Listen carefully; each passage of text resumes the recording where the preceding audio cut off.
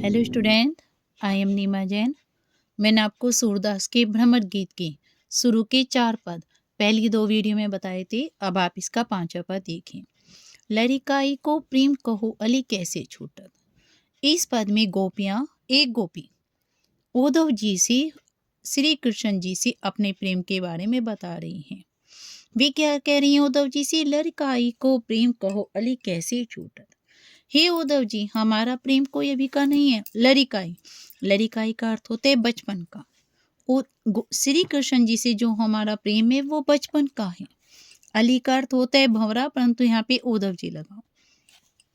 कैसे छूटत, वह प्रेम हमारा कैसे छूट सकता है। वो हमारा बचपन का प्रेम है, वर्षों पुराना प्रेम है, वह ऐसे नहीं छूट सकता। कहा कहो ब्रजनाथ चरित अंतर्गति लूटत। हम श्री कृष्ण जी के ब्रजनाथ, ब्रज के नाथ अर्थात श्री कृष्ण जी के चरित्र के विषय में कहाँ तक और कितना बताएं। अंतर्गति लूटत, वे क्या है? उनका जो चरित्र है, उनके साथ जो बिताया हुआ एक एक पल है, वे अंतरात्मा को परमानंद लुटाने वाला है, अर्थात अंतरात्मा को बहुत ज्यादा प्रसन्न करने वाला है। श्री कृष्ण जी से हमारा प्रेम बचपन का है, उसे हम कैसे छोड़ सकते हैं। हम श्री कृष्ण जी के चरित्र का कहाँ तक वर्णन करें, उनके विषय में कितना बताएं। उनके साथ बिताया हुआ एक एक पल हमारी अंतरात्मा को बहुत ज्यादा आनंद देने वाला है। वे चितवनी, वे चाल मनोहर, वे मुस्कानी मन धुनी गावनी, नटवर भेष नंद नंदन को, वह विनोद वह बनती आवनी। वह चितवनी, चितवनी का अर्थ लिखो तिरछी भौहें। श्री कृष्ण जी की भौहें कैसी थी? तिरछी थी। इन्हें लिख लीजिए आप साथ साथ, तिरछी भौहें।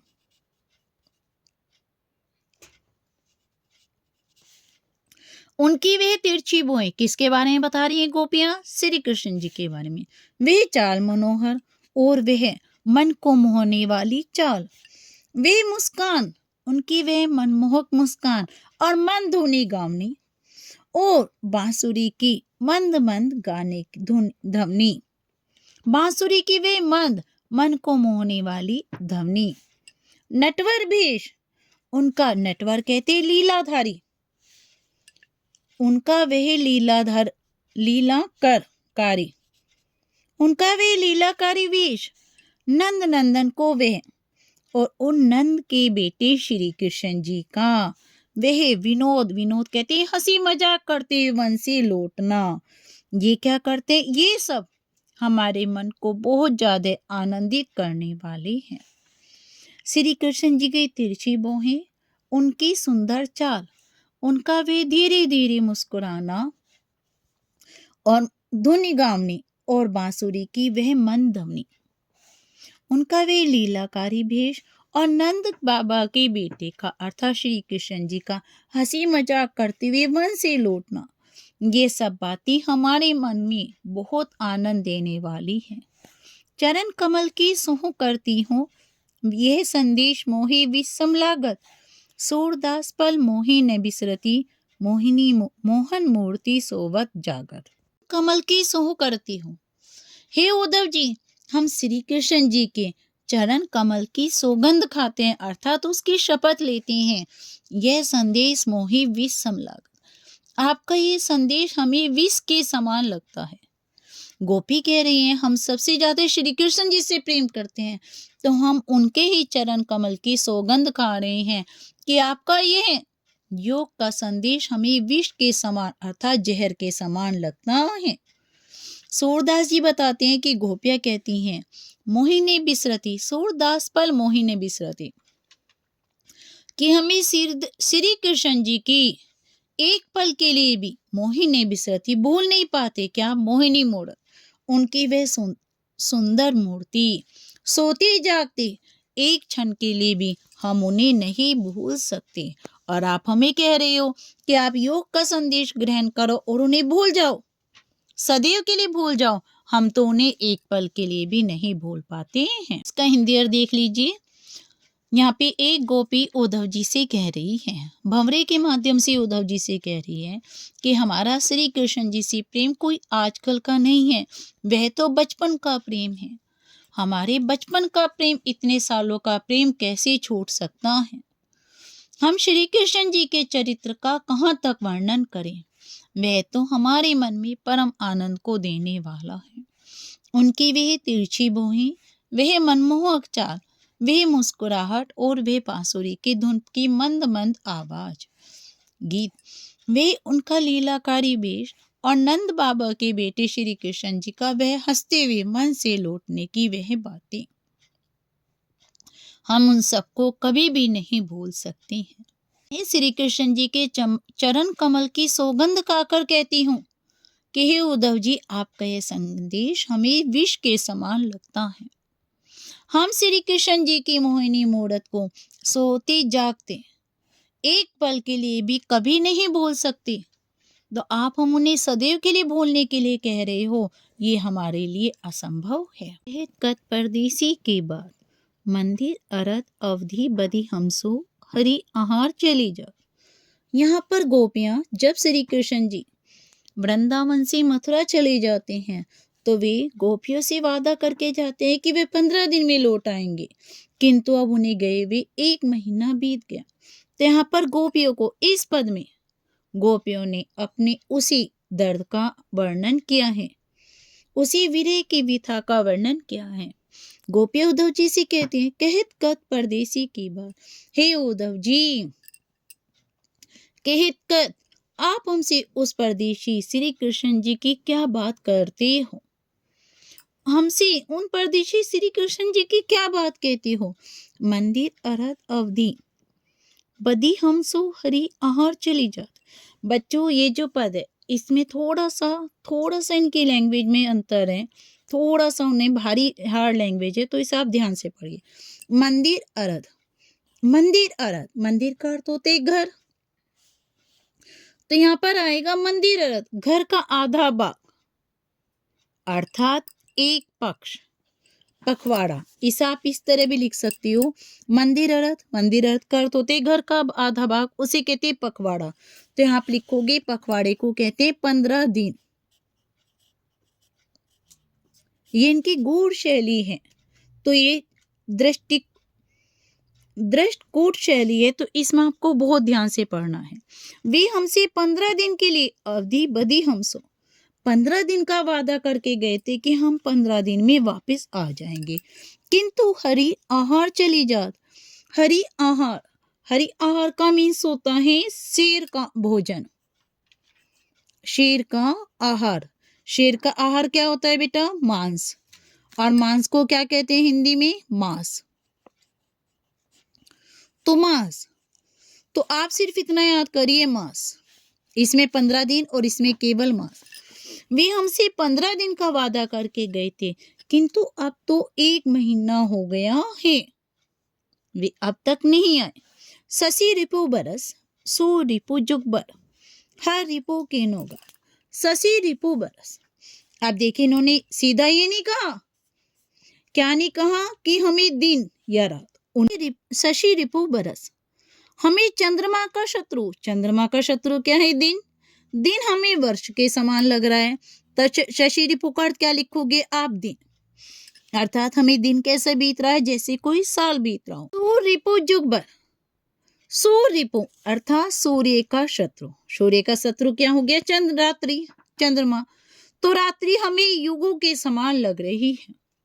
एक बार और देखिए, यहाँ पर क्या बताया, दिन हमें वर्ष के समान लगते हैं और रात्रि हमें एक युग के समान लंबी प्रतीत होती है। हर रिपु की नौगात, और हर रिपु का अर्थ होता है शिवजी भगवान का शत्रु। शिवजी भगवान का शत्रु कौन है, कामदेव, तो यहाँ पे आप लिखोगे कामदेव क्या है, प्रेम के देवता। वे हम पर ऐसा लगता है कीनोघात, उन्होंने हम पर आक्रमण कर दिया है, अर्थात उन्होंने क्या कर दिया है, हम पर घात लगा लिया, हमें उनके विरह में पीड़ित कर दिया है।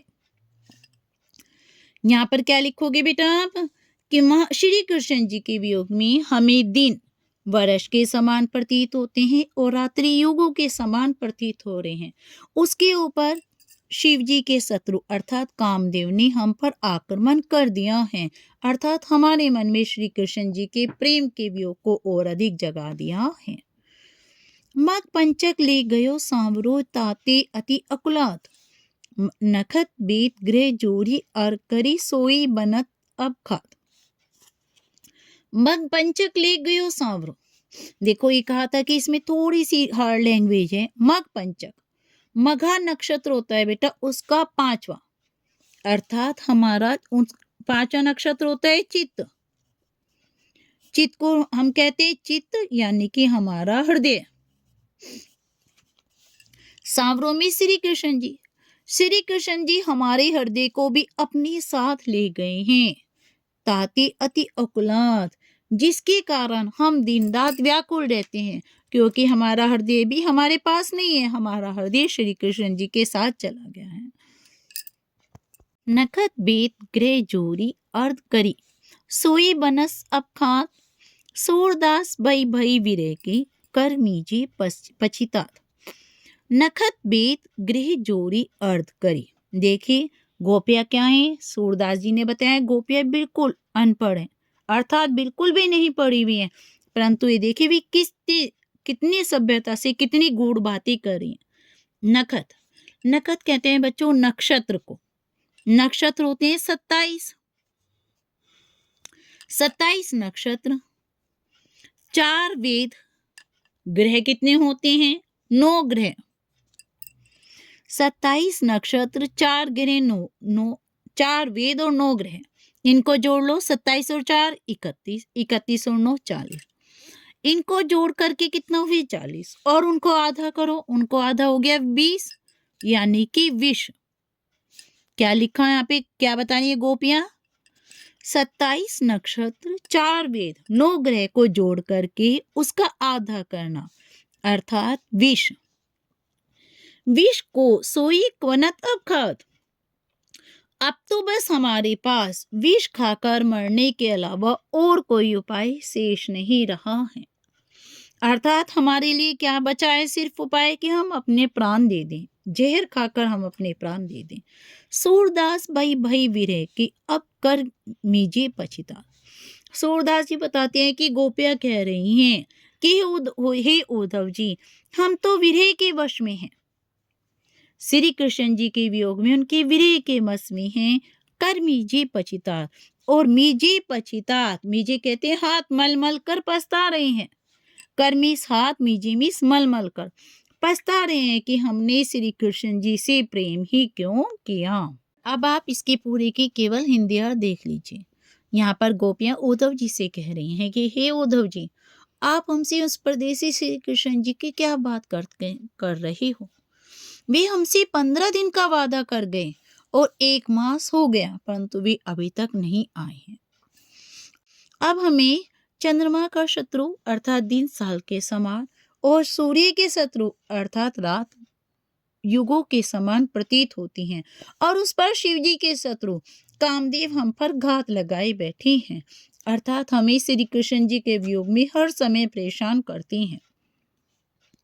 हमारे हृदय को श्री कृष्ण जी अपने साथ ले गए हैं, जिसके कारण हम दिन रात व्याकुल रहती हैं। अब हमारे पास 27 नक्षत्र 4 वेद और 9 ग्रह को जोड़ करके 40 हुए, उनके आधे अर्थात विष खाकर रहने के अलावा और कोई काम नहीं बचा है। अब हमारे पास कोई उपाय नहीं है, हमारे पास सिर्फ क्या उपाय है कि हम सिर्फ विष खा लें। सूरदास जी से गोपियां कह रही हैं कि हे उद्धव जी, हम तो विरह के वश में हो गई हैं और अब हम हाथ मलकर पछता रहे हैं कि हमने श्री कृष्ण जी से प्रेम क्यों किया।